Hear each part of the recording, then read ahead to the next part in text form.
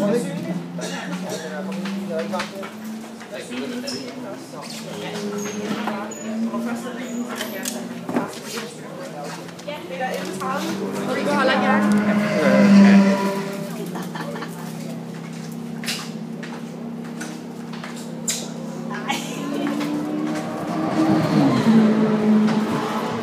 er vi på Jyllandsring.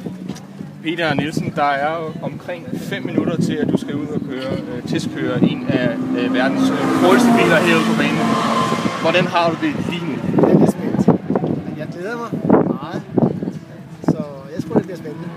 Nu er det jo ikke hver dag, man sådan får lov til at køre sådan en bil. Hvad er anledningen til, at du nu skal ud og opleve denne super racer her om godt 5 minutter? Det er en gave, jeg har fået jo af min familie, så de har nok tænkt, hvis det skulle være, så skulle det være nu. Så jeg glæder mig i hvert fald meget til at komme ud. Så vil du helst have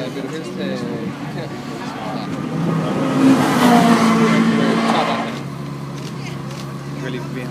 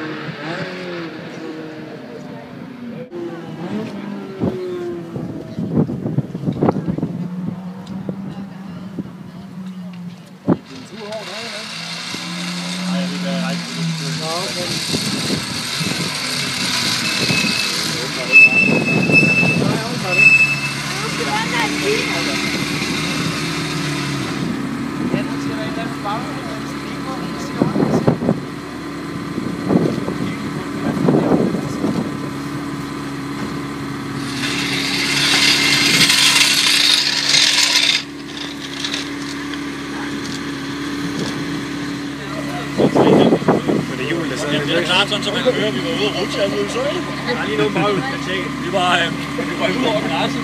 Siden af rundt over græsset, men han var kold. Hold gas på, sagde jeg. Så holdt han gas på og drejede lige på banen igen og kan køre godt. Der er ingen tvivl om, at køre godt. Det vil jeg lige sige. Han kører godt. Hvad skal de også spændes fast? Nej. På grund af det der? Nå. Godt forsøg. Ej, det gik fint. Ja.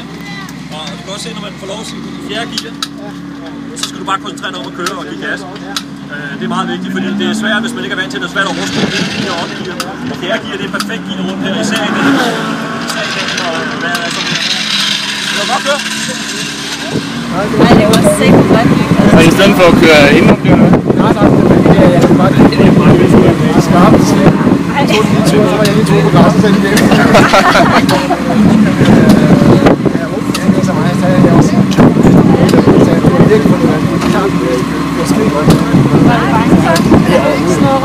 Så så næsten ærgerligt, at du ikke selv har en Ferrari. Så jeg kan altså ikke få en tur med nu, når jeg fik den arm, og jeg fik altså ikke flere tur.